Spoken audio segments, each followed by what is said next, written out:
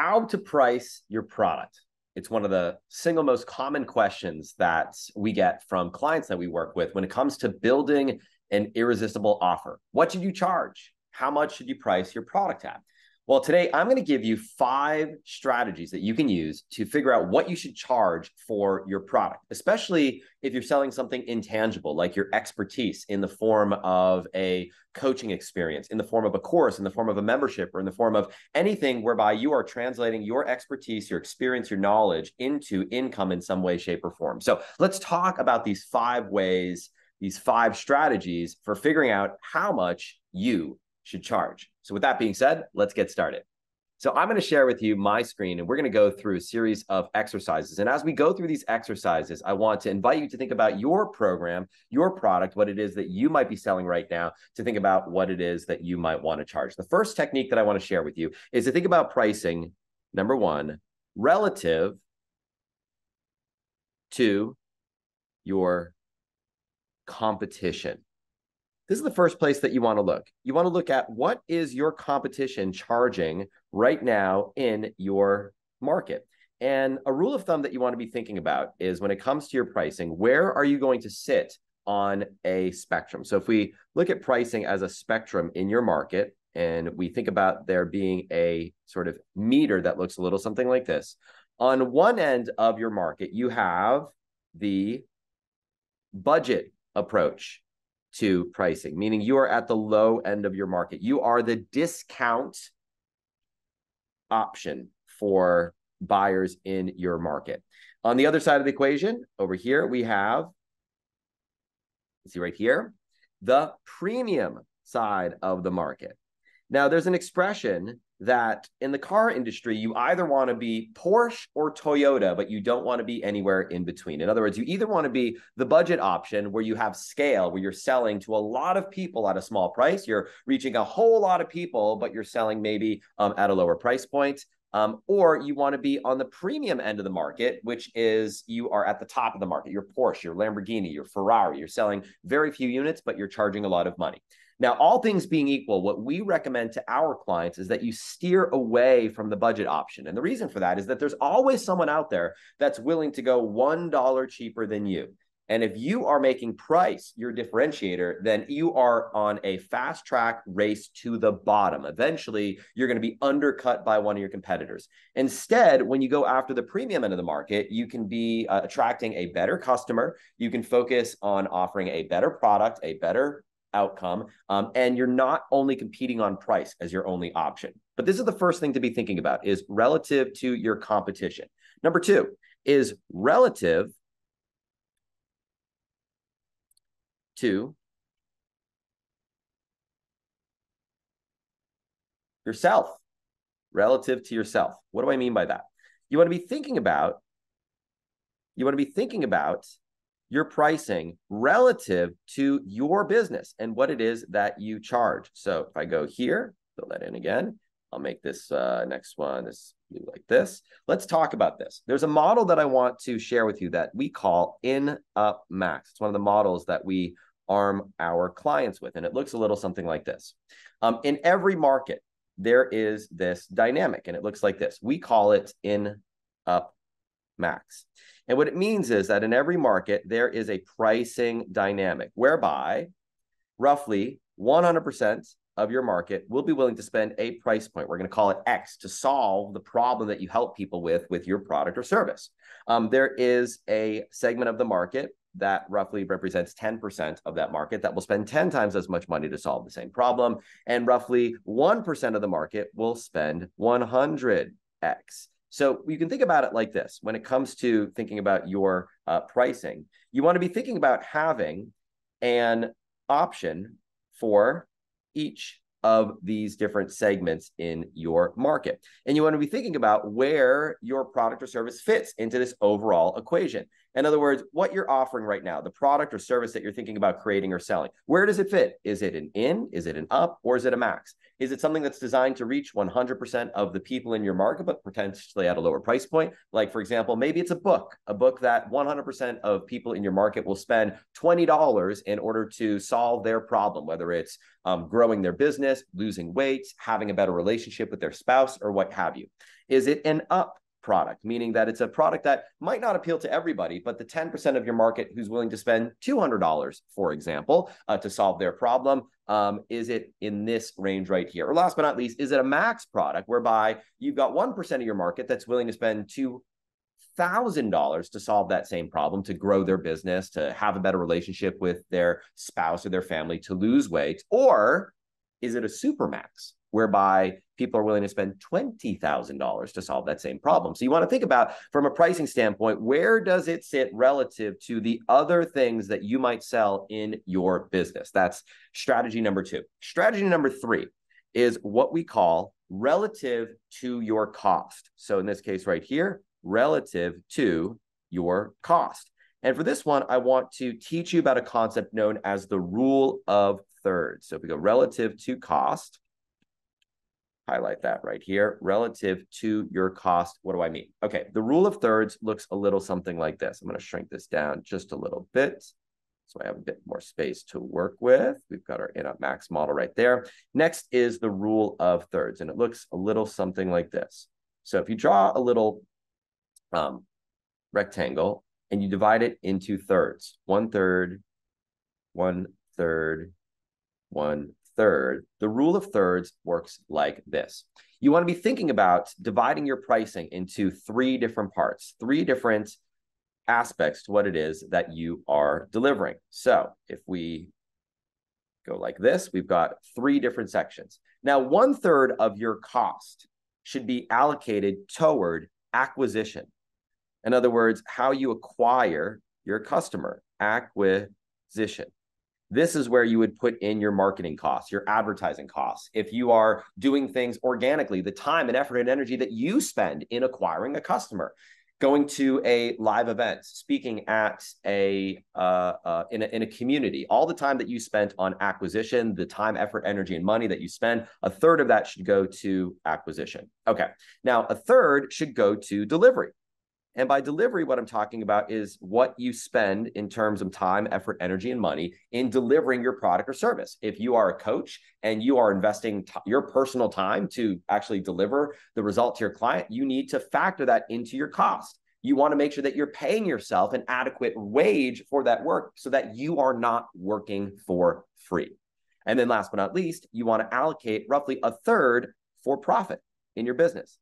And profit is what allows you to reinvest in your business. It allows you to reinvest in your education, to invest in coaching for yourself, in mentorship, in programs that you might use to elevate your skill set. It's what you use to invest in technology and invest in team and other things that you can use to grow your business, grow your impact, grow your income over time. So the rule of thirds, 1/3 of your cost allocated to acquisition, 1/3 allocated to delivery, 1/3 allocated to profit. So that if you're selling a $15,000 program, for example, maybe it's a coaching program, you want to be allocating roughly $5,000 toward your acquisition, $5,000 towards your delivery costs, and $5,000 that you can actually put in your profit pool in order to reinvest in your business. Now, if you are doing all the work yourself, if you're a solopreneur in your business, you might be saying, but wait, isn't it all of it profit? The answer is no, because the time that you are spending on acquisition and delivery is time that if you were to pay somebody else, you would pay an amount of money. And you want to make sure that you're not working for free. Otherwise, you might find yourself with the number of hours that you're spending on these activities here working for less than minimum wage. So you want to make sure that you're adequately pricing your product using the rule of thirds when it comes to your cost. All right, let's talk about strategy number 4 when it comes to pricing. And this is relative to your value. Relative to your value. What I mean by that is this. You want to think about what it is that you're charging relative to the value that you are providing. Because at the end of the day, price is based on the value you deliver. As they say, the price, the cost of something, what someone's willing to pay for it is related to what they view as the value of that thing. And so I want to give you a model that you can use when it comes to that pricing your product or service relative to value. It's what we call the Livingston value equation. The Livingston value equation is named after one of my most important mentors, Dr. Glenn Livingston. And the Livingston value equation is one where you want to be thinking about two things. You want to be thinking about, number one, how you are offering 10x value relative to the price that you are charging. So in other words, if you're charging $200 for a program or $2,000 for a program, how do you deliver $20,000 in value in exchange? In other words, you're creating such a disproportionate value equation where people say, this is a no-brainer of a deal. Of course, if you say, give me $1 and I'll give you a $10 bill in return, your customer, your client, your students, your audience is going to do that all day, every day. So we want to get as close to that equation as we possibly can. So we want to deliver an overwhelming amount of value for what it is that we are providing. That's the first part of the equation. Second part of the equation is we want to create a scenario whereby there is virtually a 100% chance where, worst case scenario, your client is going to get 100% of their money back in terms of what they've paid, not in the form of a guarantee or of a refund, but if things don't quite go according to plan, if things don't go all the way perfectly, that there's a very clear path where they can get at least the money that they've paid back in terms of value that you are delivering. So let's take two examples, an ROI example and a non-ROI example. ROI example, let's say that you help people grow their business. And let's say that you are a marketing agency and you provide some type of service to your clients. Well, if your clients pay you $1,000 and you can create an asset that will give them $10,000 in revenue in return, maybe it's through a funnel that you build or through paid advertising that you help them with, or maybe you help them with getting media coverage and so on and so forth. If someone can pay you $1,000 and you show them $10,000 in return, very clearly you are covering the 10x piece right here. Now, let's say things don't quite go according to plan and maybe it doesn't all go well. Well, you know what? If you can show people that if they pay $1,000, even if it goes 10% right, that you can pay you can give them $1,000 back in return. You've demonstrated a clear path where they get 100% return on investment. So that's one example right there. Let's talk a non-ROI example. Let's say, for example, that you are a relationship expert and you help your clients improve the relationship with their children, as an example. All right. You might be saying, well, my clients aren't getting a 10x ROI, but this is where you can talk about the intangible value, the intangible benefits of working with you as an expert. So for example, if you might say, how much would it be worth if you could improve the relationship with your child, right? Think about it. Now think about the consequences if you don't improve the relationship with your child. Just imagine it's 10 years from now and you are not talking to your child. You do not have a relationship with your child because you have not taken the time to actually repair the trauma that's been taking place between you up until this point. If you could go back in time and fix that, how much would that be worth? So by talking about the cost of inaction, by talking about the intangible, in some ways priceless value to what it is that you provide, you can very clearly demonstrate a 10x ROI, 10x value equation, 100% chance to get your value back in terms of what you've paid. And the same thing is true with virtually any market. Take a health market, for example. You might help someone with their health. If you do this right now, imagine what you might be saving in the future health costs that you would be enacting and engaging in if you had to go to the hospital, if you had to be on medication, the cost of lost wages because you can't work, your lost productivity, and so on and so forth by not taking action. This is what the Livingston value equation does, and it ensures that you are giving 10x value relative to what it is that someone is paying. So we have relative to your competition, relative to yourself, relative to your cost, relative to your value. You might be saying, which of these is right to use? The reality is we want to combine all these things together. We want to take into account our competition. We want to take into account what else you might be selling. We want to take into account the costs that you have. And we want to take into account the value that you are providing. All of these things matter when it comes to pricing your product. So how do we combine them all together? Well, this is where we can use strategy number 5, which is using the power of AI, artificial intelligence, to take all of these factors into account in order to come up with a pricing strategy for our product. And I'm going to show you how to do this using the power of AI. So as I pull up my screen right here, I'm going to take you to an AI technology that is called Bucket 3.0 AI. Bucket 3.0 AI is a tool that you can use for creating irresistible offers. And I'll show you an example of this in action. You can see right here, here is an irresistible offer blueprint where we've come up with a bold promise for a 6-week, $5,000 course. We've outlined all the different features and benefits, including what it is that people get. We've priced out all these elements. As you can see right here, we've come up with all the bonuses. And the way in which we do that is using something that we call the blueprint technology inside of Bucket. So we can go through this process right here, create an irresistible offer, and you'll see by going through a series of steps on the left-hand side, this is one's actually completed, we can create an actual irresistible offer. But when it comes to pricing, you might be asking yourself, how do you decide what to price your product at? Well, let me show you a way that you can come up with your pricing using the power of AI. If you go to your dashboard inside your Bucket AI account, and we go to the Freestyle tool right here, we can actually use the interface that we have developed here at Bucket 3.0 to come up with your pricing strategy. So let's say, for example, you are doing something like creating a course on how to grow tomatoes, and you're trying to figure out what you should price your course at. How would you do that? Well, using the AI technology that we have integrated our Bucket 3.0 account with, we have put together a number of models like the ones that you've seen right there, relative to competition, relative to yourself, relative to cost, relative to value. We can come up with some different options for this. So let's click the submit button right here, and let's see what we get in terms of options for pricing our course.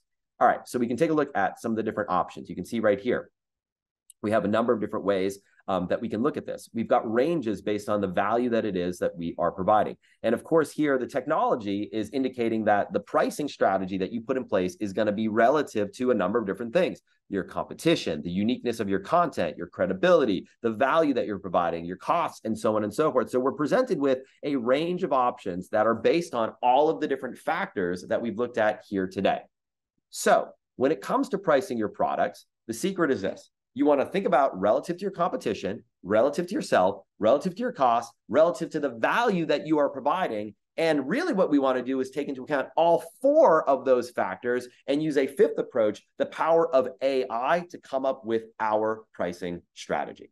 So with that being said, if you are interested in going deeper on creating an irresistible offer for your market, for your product, for your service, for your program, for what it is that you are selling. If you'd like to learn more, if you'd like to go deeper on any of these topics, let me know inside the comments what your biggest questions are, and I'll make sure that we cover them in an upcoming video on how to craft an absolutely irresistible offer, not only coming up with the right price, but all the other factors when it comes to building your business. My name is Ryan Levesque, CEO of the Ask Method Company. I hope that you've enjoyed this training here today, and I look forward to seeing you on the next video.